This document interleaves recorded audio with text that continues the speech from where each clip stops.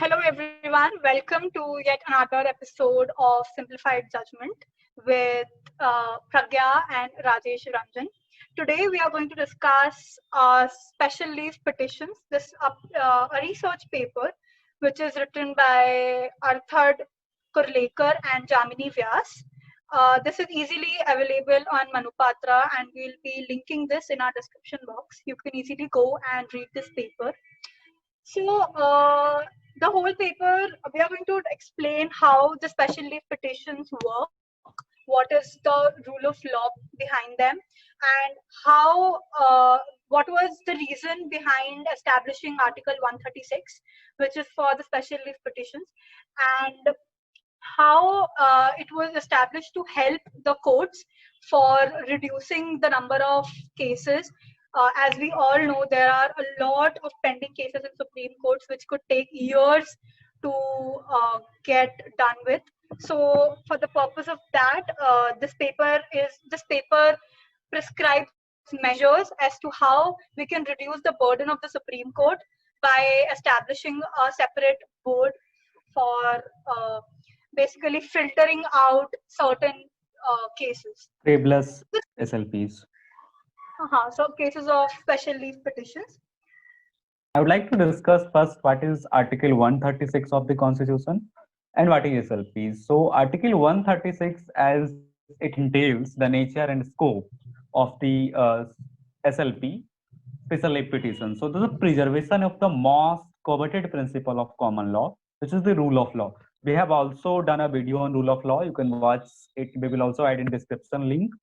So, Article 136 meant for the preservation of rule of law, and it allows the Supreme Court to use their self-established limits. So Supreme Court has a discretionary power to use Article 136, not as a matter of right. Party cannot move in Supreme Court under SLP as a matter of right. It is the discretion of the court. So, in this way, Article 136 invokes a special position under the ambit of constitutional structure of India. And now, Pragya will talk about the issue of frivolous SLPs and how the inefficient time allocation in Supreme Court dealt with. Yes, Pragya. So it is very important to know that why special leave petitions were established and why they came into force, first of all. So in 1997, K.K. Venugopal established that there were 19,000 cases pending in the Supreme Court at that time. And in a few years' time, it will easily cross over 1 lakh cases. So in 2009, almost 70,000 cases were filed under special leave petitions, which were obviously a very overwhelming amount of cases for a single court to decide upon. So, in contrast, if we take the case of the US Supreme Court or the Canadian Supreme Court, there are 100 to 120 cases in the US Supreme Court every year and 60 cases in the Canadian Supreme Court.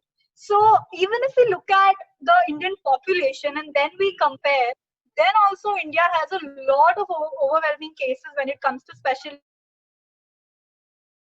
leave petitions. India have easily misunderstood the purpose of special leave petitions cases and not for each and every case which you think is capable for Supreme Court to decide upon. So this has been observed that this is a great problem in India, and that is why speedy trial is very much required. So in 1987, Justice Venkataramaiah had foreseen the current predicament of the cases, and therefore he observed, and I quote, he said that this court, the Supreme Court, has no time today even to dispose of cases which have been decided by it alone and by no other authority. So you can easily understand, if the Supreme Court does not have the time to even decide upon their own cases and to re-evaluate their own decisions, how can it decide upon other several cases which are filed by the people, which are already decided upon by the trial courts or the high courts. So the gravity and the magnitude of the problem is huge, and therefore therefore taking care of the meaning and essence of special leave petition is very important. Now, here at this point, it is important to establish the difference between a writ petition and a special leave petition. So, I will go on with it. Yeah, so go ahead. Yeah, okay. So, the special leave petition allows the Supreme Court to admit for deciding not just a final judgment, but by any order of any court. So, to that extent, Article 136 grants the Supreme Court the power to review any decision of any court or administrative body wherein jurisdiction of a court under Article 32 is an original jurisdiction granting certain rights to the parties of the litigation. So, in easier terms, Article 32 is a right of the party, and Article 136 is discretion of the court. So here the courts decide whether your case is eligible or is eligible or important enough to be looked upon again by the how. This is the basic difference between Article 32, and we should be discussing the Supreme Court's view in the matter of frivolous SLPs. So, even prior to the constitution came into the picture, there was the Privy Council. Privy Council was the court before the Supreme Court, before the Supreme Court came into existence. So, by virtue of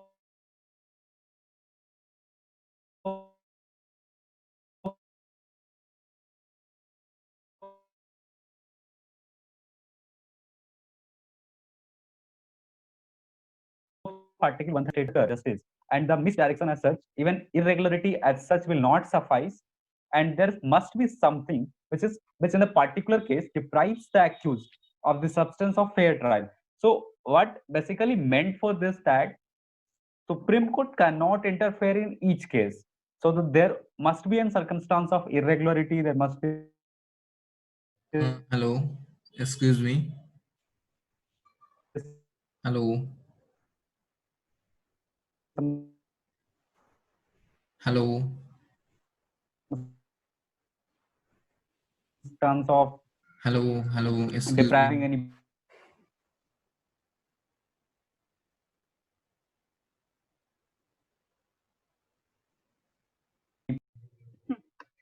So now Rajesh will be explaining the Supreme Court's view in the matter of frivolous special leave petitions. So there was a Privy Council before the Supreme Court, before the Supreme Court came into existence. So Sir John Ranking pointed out that in the cases where Supreme Court so interfere in the matter of special leave petition, so he said, and I quote, that with a criminal sentence, there must be something so irregular or so outrageous as to shock the very basis of justice, and that misdirection as such, even irregularity as such, not will suffice, and there must be something which is in particular case deprives the accused of the substance of fair trial. So the protection of law should be deprived, and Justice Kardju also illustrates this example by the even allowing amendment petitions to the claim in the Supreme Court, and he says that the probable misuse of Article 36 was immediately pointed out and taken care on the first SLP in the case of Pritam Singh versus State. So Pritam Singh versus State के judgement में ये होता है कि the judgment suggested sparing and exceptional use of Article 36 and suggested uniform guidelines for the use of SLP. So Pritam Singh case has suggested few guidelines in which cases and which circumstances the use of SLP should be done. So in the subsequent line of cases, Supreme Court also came up with the idea of formatting the guidelines. Justice Dalvi in a private interview says that using Article 36 for common matter was like asking a super specialist doctor for general medicines. So he said such is the degree of SLPs, misuse of SLPs. Now, Pragya would talk about the case of inefficiencies associated with the frivolous SLPs. And there is So, also a case of yeah. PSR versus Arunachalam, where Justice Krishna Iyer substantiated the reasoning for the limiting the scope of SLP. And he said, and I quote, the wider the discretionary power, the more aspiring its exercise. So a number of times this court means Supreme Court, as a stress that the parties promiscuously provoke this jurisdiction, the court parsimoniously invokes the power. So there is a role of court which should come into the picture, and the use of SLP should be limited in that perspective. So now Pragya would talk about the inefficiencies associated with the frivolous SLPs.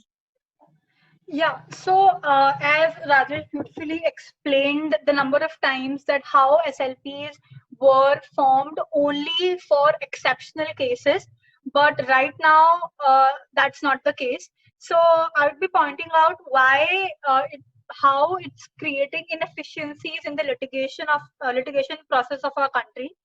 So there are several reasons why it has opened the floodgates of litigation, because firstly the failure of the court to lay down substantial and strict guidelines regarding the SLPs. So there are no strict guidelines as to what cases, what nature of cases should come under SLPs. Firstly, second, the lack of faith within the judiciary achieving the speedy justice through formation and implementation of such guidelines. So even if there is a notion between people that even if there are some substantial guidelines, there will be no speedy trial for that. So people still think that even if there are guidelines, it will take years and years for actually receiving justice, which could be both harmful for the petitioner and the respondent. Then thirdly, the delay of justice, and fourthly, the inefficiency of the court of dealing with the cases, because as there is no filtration of cases when it is filed for special leave petition, people go directly to the Supreme Court and file their petition, and there is no board which would filter those cases for the Supreme Court, and would make the process easier for them as to which cases are which cases should be taken as a priority, and which cases can be delayed, or which cases can be dismissed by technical faults.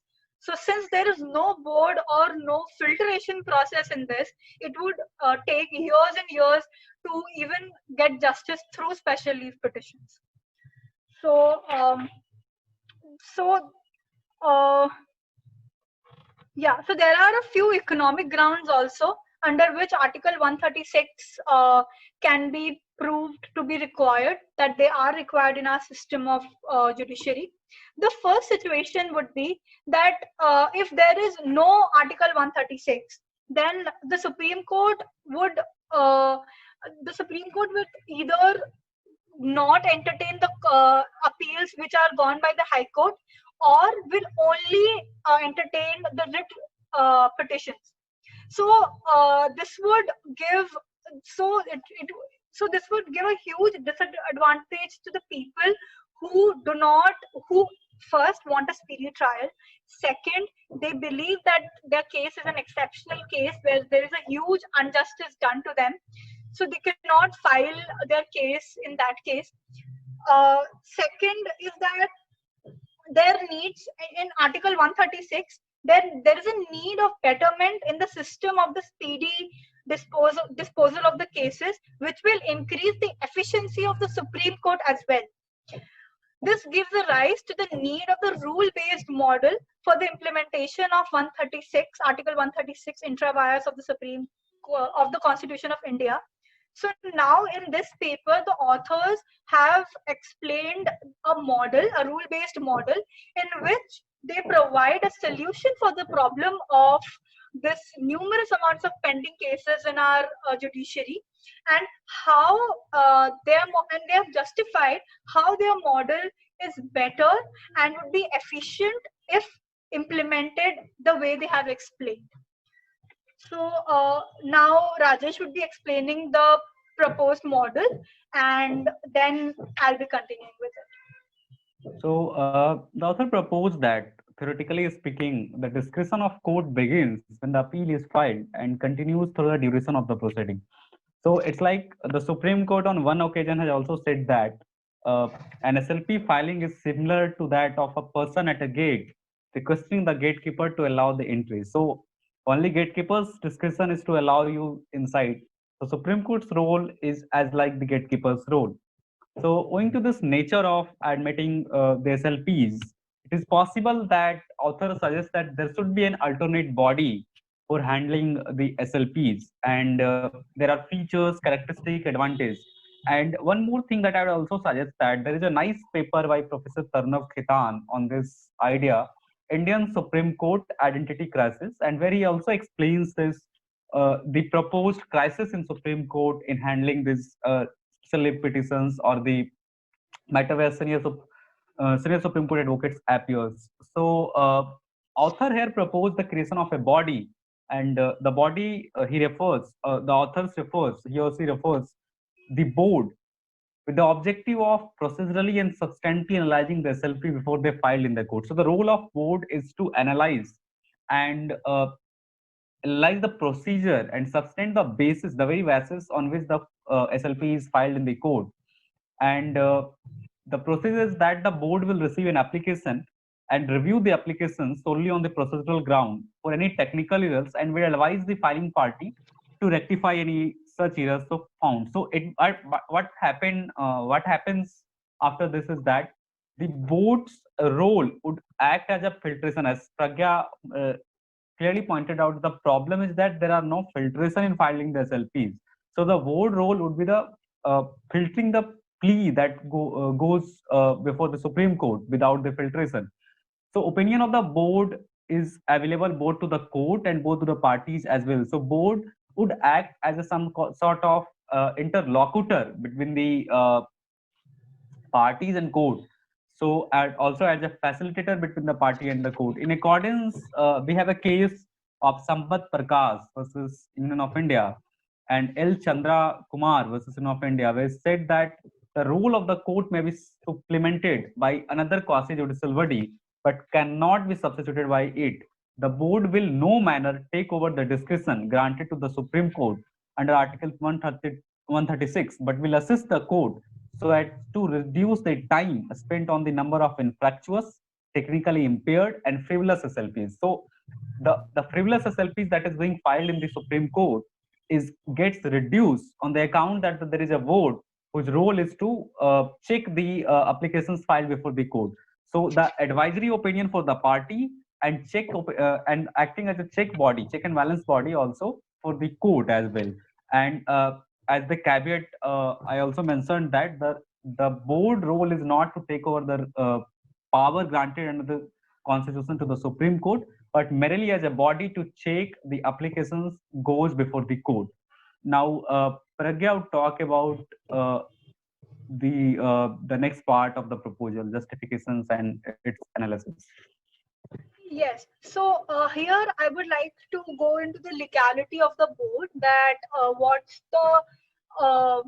what is the legal discretion of the board? So the board is basically nothing but a bunch of 5 to 7 retired judges of Supreme Court, and they would just look at the applications. So the procedure is that if I am someone who wants to file a special leave petition, I would go to the board first instead of the Supreme Court.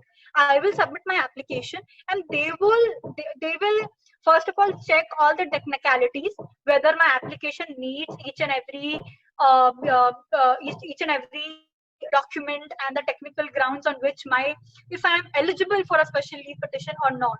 Because believe it or not, there are lots and thousands of cases which get dismissed on their very first day because of the technical grounds, and that also wastes Supreme Court's time. So to save that time, the board would be filtering out those applications. Then the board would be deciding upon whether the application is really important, and then the board will be prioritizing the applications as to which application needs immediate attention of the Supreme Court and which does not. Then the legality of the board is that it's just for advisory purposes, and it is not and the Supreme Court is not compulsory bound to hear the board's advice. So this in no way undermines Supreme Court's abilities or Supreme Court's discretion. It only helps the Supreme Court in determining which case is important and which is not. And even if the Supreme Court feels that some case is important and the board advises against it, the Supreme Court can take it. Now, there are two steps in the procedure. First is the application to the board. Second is to get a consultation from a senior advocate of Supreme Court. So once your application is either approved or rejected by the board, you can take the application to any senior advocate which is appointed for this work, and they would give their opinion as to whether they think that this application is worth Supreme Court's time or not. Now, if they suggest that it is important, then both of these opinions, opinion of the board and opinion of the advocate, would be going to the Supreme Court, and then the Supreme Court would be deciding on your matter. So one can say that this would increase the time of deciding on a matter, but here we can argue that it would help the Supreme Court for disposing of cases very fast, because the case is being filtered out by two channels and then it is going to the Supreme Court.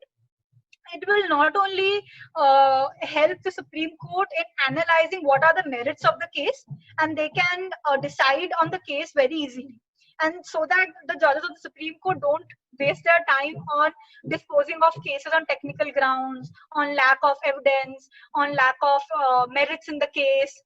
All these reasons are already filtered out by these two channels. Now, I would like to discuss that the board, now as I mentioned, that the board, the function of the board is to serve, is not to serve substantive determination of the matter. The board is in no way going to decide the ruling of your case, or is no way going to influence the judgment of the case. It's just a channel through which your case would be reaching the Supreme Court anyway. So this channel would help the Supreme Court in determining whether your case has those merits, whether it has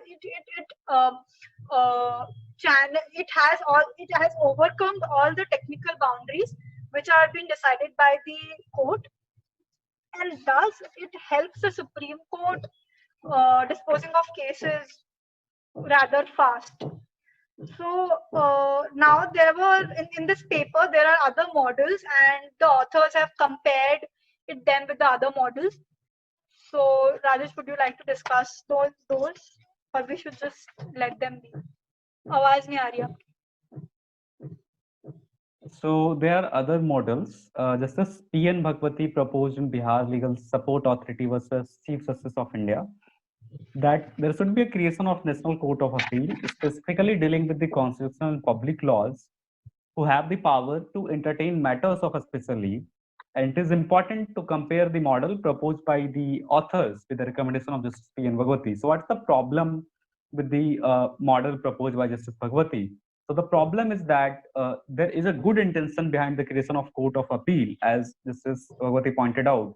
It's a novel idea, but the problem is that the theoretical conflict with the power conferred to the Supreme Court under Article 136, as we discussed also earlier, that Article 136 is one of the manifestation of power by the Supreme Court. So the power vested only with the court to remedy gross injustice and ensure that the state function under the ambit of rule of law.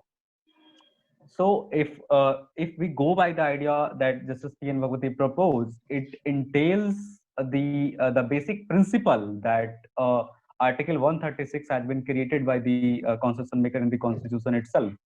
So there is another model in the Law Commission report of 229th.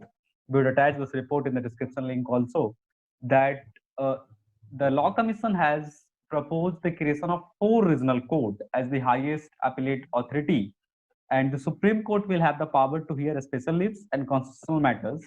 So it may seem that this model is feasible and working, but we know that high courts are sufficient to deal with the cases, and Supreme Court should interfere only in the cases of exemplary matters. So even normatively speaking, the creation of 4 regional courts with the power anticipated by Law Commission report would conflict with the power of the court to deal with the appellate matter. So now the power of dealing with the appellate matter is also in the Supreme Court, also with the High Court. So it also create a conflict between the power of the High Court and power of the Supreme Court as well.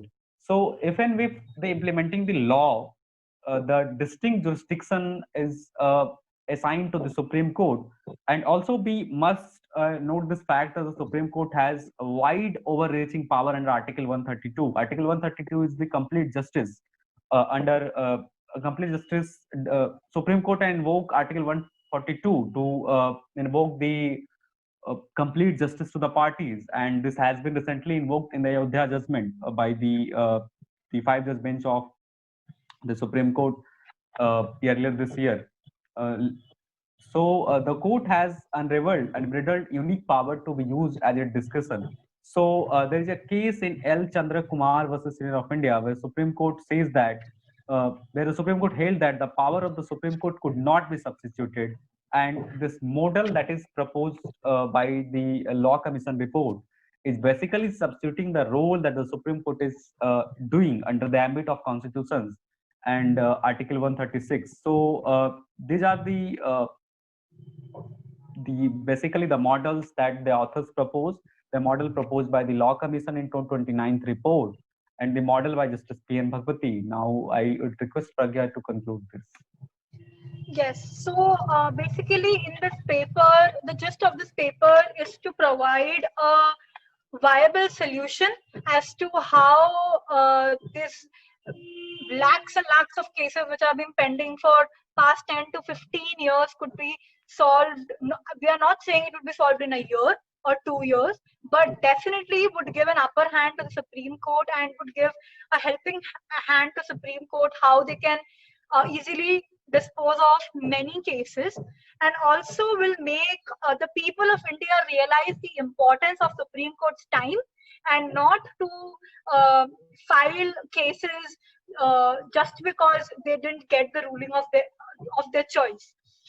So Rajesh and I would really request you to read this paper by Artat Kurlekar and Jamini Vyas.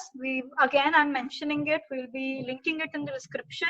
If you want to know about special leave petitions, how it works, how you can give a solution to that, you can understand the legality behind Article 136, why it was established, how it was established, and now what the problem Supreme Court is facing. This paper answers all these questions. So yeah, we hope that we were able to give justice to this paper, and we'll see you in the next video. Bye.